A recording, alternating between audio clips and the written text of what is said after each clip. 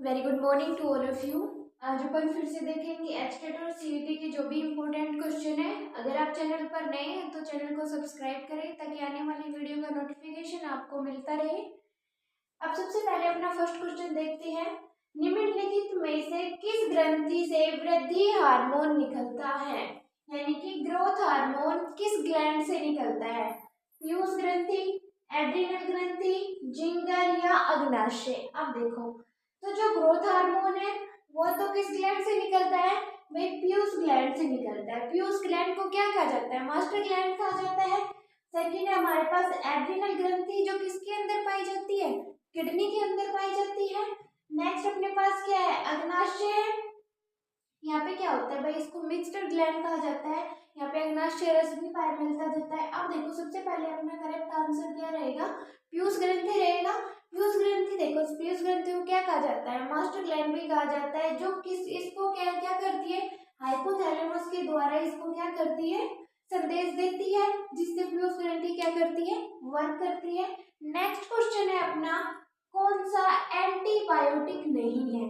एक होता है और एक होता है एंटीजन। तो इसने पूछा है एंटीबायोटिक नहीं है, तो इनमें से देखो इरिथ्रोमायोसिन ये भी एंटीबायोटिक है, टेट्रासाइक्लिन ये भी एंटीबायोटिक है और स्ट्रेप्टोमाइसिन ये भी एंटीबायोटिक है। लेकिन जो पैरासिटामोल है, जो हमारे फीवर होता है तब हम लेते हैं, तो ये क्या है? एंटीबायोटिक नहीं है। ये क्या करती है? जीवित जीवाणु को मारती है, तो ये क्या है? एक एंटीबायोटिक नहीं है। नेक्स्ट क्वेश्चन रहेगा अपना, थर्ड क्वेश्चन है अपना, बैक्टीरिया के कारण नहीं होता। लगभग बैक्टीरिया के कारण ही होता है, लेकिन हमारे पास हिपेटाइटिस एक ऐसा है जो किसके कारण होता है?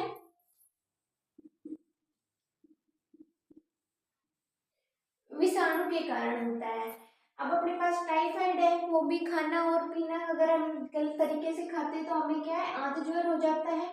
टीबी है, वो भी बैक्टीरिया से होता है। और अगर हम दूषित पानी पीते हैं तो हमें किसकी शिकायत हो जाती है? गर्मियों में हैजा की शिकायत होती है। एक होती है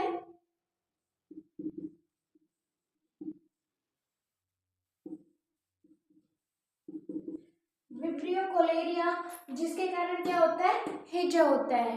नेक्स्ट क्वेश्चन है अपने पास, कोशिका अंग केवल पादप कोशिका में मौजूद होता है। इनमें से ऐसा कौन सा अंगक है जो केवल किसमें? प्लांट सेल्स में ही मौजूद होता है। एक अपने पास लाइसोसोम, जिसको सुसाइड बैंक कहा जाता है। दूसरा है अपने पास प्लास्टिड। थर्ड है अपने पास गोल्जी काय। और फोर्थ है अपने पास रिक्तिका। तो अब देखो, जो अंदर के वो लाइसोसोम प्लांट सेल्स और एनिमल सेल्स दोनों में पाया जाता है। प्लास्टिड गोल्जिका भी एनिमल सेल्स और प्लांट सेल्स दोनों में पाया जाता है। और रिक्तिका भी जो क्या करती है? भोजन को लाने ले जाने का बंडल के रूप में काम करती है। तो ये भी किसके अंदर? भाई एनिमल्स के अंदर भी पाई जाती है और प्लांट सेल्स के अंदर भी पाई जाती है। अब अपने पास एक है प्लास्टिड। प्लास्टिड को हिंदी में क्या कहेंगे? लवक। अब लवक तीन टाइप्स के होते हैं, हरित लवक, वर्णी लवक और अवर्णी लवक। हरित लवक आपको पता है, प्लांट में पत्तियां हरी पाई जाती क्लोरोप्लास्ट की उपस्थिति के कारण। वर्णी लवक, जैसे अपने पास कोई भी सब्जी है तो वो कच्ची होती है तो उसका कलर ग्रीन होता है, लेकिन वो जैसे ही क्या करती है? पक जाती है तो उसका कलर क्या वर्णन के कारण क्या हो जाता है? चेंज हो जाता है। और अवर्णी लवक क्योंकि वो स्टोर करने का काम करती है। नेक्स्ट क्वेश्चन है अपना, नेक्स्ट क्वेश्चन है अपना, टीबी और तपेदिक के कारण होता है। टीबी और तपेदिक किसके कारण होता है? प्रोटोजोआ, कवक, वायरस या बैक्टीरिया। जो टीबी है और वो अपन ने अभी लास्ट क्वेश्चन में भी पढ़ा था कि किसके कारण होता है? जीवाणु के कारण होता है। एक जीवाणु जनित रोग है, यानी बैक्टीरिया के कारण होता है। ठीक है, और ये किसके द्वारा? हवा के द्वारा फैलता है। ठीक है, नेक्स्ट क्वेश्चन है अपना, कोशिका के केंद्र की खोज किसने की थी? कोशिका के केंद्र की खोज किसने की थी? रॉबर्ट ब्राउन ने की थी। अब देखो इसके अंदर सेम सेम नाम है, एक है रॉबर्ट ब्राउन और दूसरा है हमारे पास रॉबर्ट हुक। तो रॉबर्ट हुक ने किसकी खोज की थी?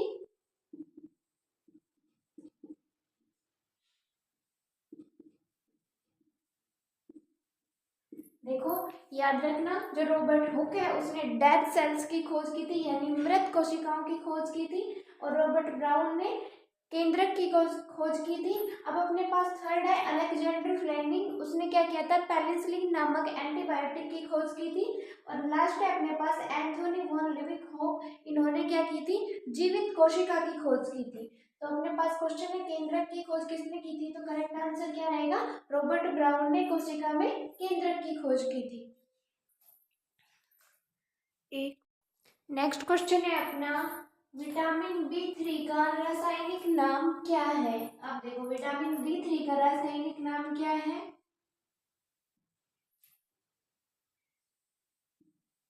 निएसिन। विटामिन B3 का रासायनिक नाम क्या होगा, निएसिन होगा। अब देखो सबसे पहले अपने पास आया है बायोटिन, बायोटिन का रासायनिक नाम क्या होगा, B7। राइबोफ्लाविन का B12 और थायमिन का B1, जिसकी कमी से कौन सा रोग होता है, बेरी। अब देखो अगर हमारे पास आया है विटामिन B3 का रासायनिक नाम, वो क्या है, निएसिन। फर्स्ट हमारे पास B7 है, जो रासायनिक नाम किसका है, बायोटिन का। नेक्स्ट क्वेश्चन है सल्फर का प्रतीक क्या है, तो इसका करेक्ट आंसर क्या रहेगा, S। सल्फर को हम किससे डिनोट करते हैं, S से। नेक्स्ट क्वेश्चन रहेगा अपना, पाचक के अंत में ऊर्जा का विमोचन किस रूप में होता है। अब देखो जो पाचक होता है, यानी कि जो भी हम डाइजेशन करते हैं, तो उसका क्या हो, विमोचन किस ऊर्जा के अंदर होता है। भाई इलेक्ट्रिसिटी, विद्युत ऊर्जा तो हो नहीं सकता, कोई हमारी बॉडी के अंदर इलेक्ट्रिसिटी कोई ना उत्पन्न होती है ना, भोजन की कोई मूवमेंट होती है, भाई गति होती है, यहाँ से वहां चला गया, वहां से यहाँ चला गया, ना ही उसकी थर्मल ऊर्जा होगी। तो पाचक के अंत में ऊर्जा का विमोचन किस रूप में होता है, रासायनिक ऊर्जा के रूप में होता है। नेक्स्ट क्वेश्चन रहेगा अपना, एक पौधे में निम्नलिखित में से एक बीज में परिवर्तित होता है।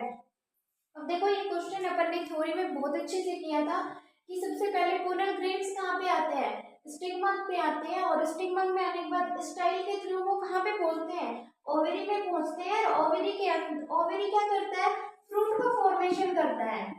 किसका फॉर्मेशन करता है, फ्रूट का। लेकिन हमारे पास एक नीचे क्या है, ओव्यूल है। ओव्यूल किसका फॉर्मेशन करता है, सीड का फॉर्मेशन करता है। तो हमारे पास आंसर में क्वेश्चन में क्या पूछा है, एक पौधे में निम्नलिखित में से बीज में परिवर्तित होता है। बीज में किस कौन परिवर्तित हो रहा है, भाई स्टिग्मा क्या लेके आ रहा है, पोलन ग्रेन्स को लेके आ रहा है, ओवेरी फ्रूट का फॉर्मेशन कर रही है, और स्टाइल के थ्रू पोलन ग्रेन्स ओवेरी में पहुंच रहे हैं। तो जो ओव्यूल है वो क्या कर रहे हैं, सीड का फॉर्मेशन कर रहे हैं। नेक्स्ट क्वेश्चन रहेगा अपना, निम्नलिखित में से ऐसी कौन सी धातु का निष्कर्षण केवल विद्युत अपघटन के द्वारा किया जाता है। एल्यूमिनियम, कॉपर, सिल्वर या फिर एयू सोने के अंदर पाया जाता है। अब देखो जो ये क्या है, एल्यूमिनियम है। एल्यूमिनियम है जिसके द्वारा केवल विद्युत धातु का अपघटन किया जाता है। इसका एस कौन सा होगा, बॉक्साइट, और बॉक्साइट को हम किससे डिनोट करते हैं, Am2O3 2H2O। ठीक है। नेक्स्ट क्वेश्चन रहेगा अपना, रक्तलप्ता की रोकथाम के लिए कौन सा विटामिन जिम्मेदार रहेगा। अब देखो इसके अंदर अपन ऑप्शन देखें तो सबसे पहले आया विटामिन ए। विटामिन ए किसके लिए होता है, आंखों के लिए होता है, तो ये तो हो ही नहीं सकता। और थायमिन B1 होता है, ये भी नहीं हो सकता। सेकंड ऑप्शन में देखें तो थायमिन B1 हो गया, राइबोफ्लाविन B12। ठीक है। अब थर्ड देखो राइबोफ्लाविन और नियासिन है। राइबोफ्लाविन क्या है भाई, नियासिन अपन ने लास्ट क्वेश्चन में करा था, B3 हो गया। नेक्स्ट अपने पास फोलिक अम्ल B9, जिसकी कमी से क्या, आयरन, जिसके अंदर क्या, जिसकी कमी से आयरन, फोलिक अम्ल की कमी से आयरन की कमी हो जाती है। नेक्स्ट है अपने पास B12। अब क्वेश्चन है अपने पास रक्तलप्ता। रक्तलप्ता में क्या होता है, भाई ब्लड की कमी हो जाती है, हीमोग्लोबिन क्या डाउन होना शुरू हो जाता है। तो इसके अंदर इसकी रोकथाम के लिए क्या किया जाता है, भाई ये भी नहीं हो सकता, ये भी नहीं है, ये भी नहीं है, क्योंकि इनके अंदर क्या है, ये आंखों में काम आता है।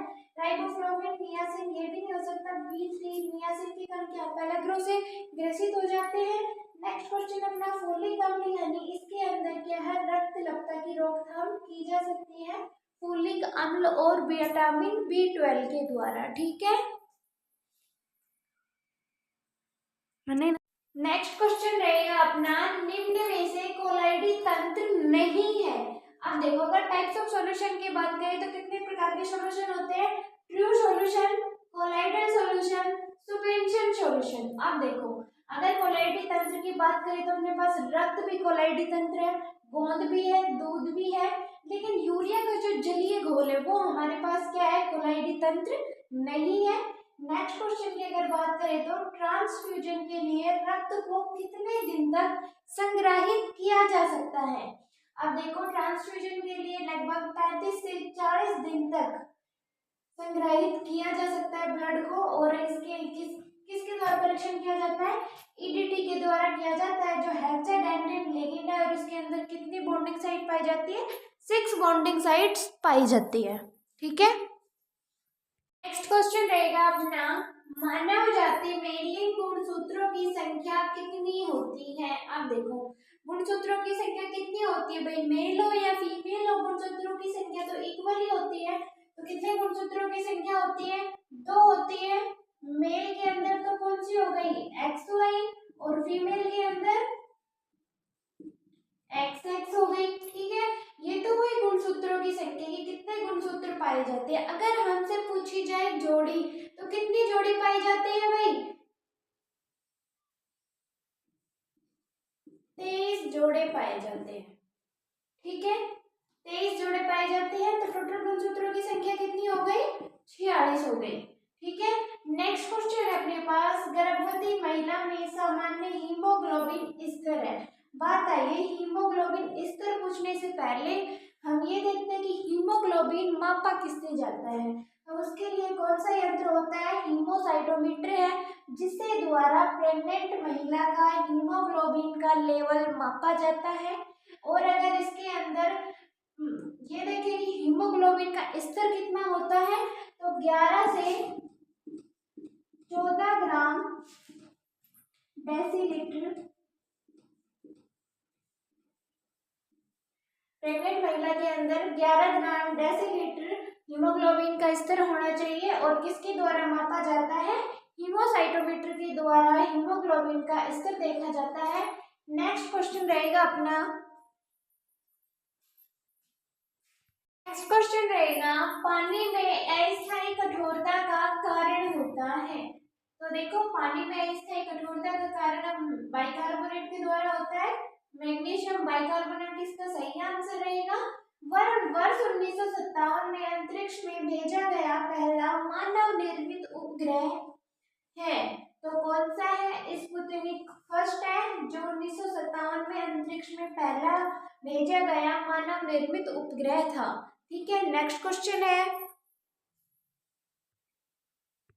नेक्स्ट क्वेश्चन रहेगा अपना, निम्नलिखित में से वायु जनित रोग है। तो वायु जनित रोग कौन सा है? हमारे पास सही आंसर हमारा खसरा रहेगा। ठीक है, लेकिन हमारे पास क्या क्या ऑप्शन दे रखे हैं? टाइफाइड दे रखा है और गुलाबी आंख दे रखा है। अब देखो, टाइफाइड कैसे होता है? टाइफाइड क्या होता है कि हम अगर ऐसे ही जंक फूड वगैरह खा लेते हैं, यानी कि दूषित पानी दूषित खाना खाने से भी फीवर के जरिए हमें टाइफाइड हो जाता है। दूसरी है हमारे आई गुलाबी आंख, यानी कि जिसके अंदर आई फ्लू हो जाता है, आंखें रेड रेड हो जाती है। तो ये वो हमारा वायु जनित रोग है, जो हवा के द्वारा फैलता है, खसरा होता है। ठीक है, जिसके अंदर दाने दाने से हो जाते हैं। नेक्स्ट क्वेश्चन है अपना, 1 ग्राम ग्लूकोज से आपको कितनी ऊर्जा प्राप्त होती है? तो सही आंसर रहेगा अपना 4.2 कैलोरीज। 1 ग्राम ग्लूकोज से हमको ऊर्जा प्राप्त होती है। अगर हमें ग्लूकोज के अणु में देखो ऑक्सीजन मिलाते हैं तो हमें CO2H2 मिल जाएंगे। लगभग 36 से 38 ATP के अणु हमें ग्लूकोज के रूप में प्राप्त हो जाएंगे। आई होप अगर आपको HTET और CET के क्वेश्चन इंपॉर्टेंट क्वेश्चन पसंद आ रहे हैं तो वीडियो को लाइक करें, शेयर करें। I hope you like and learn all the things and subscribe my channel. Like, share and subscribe. Thank you.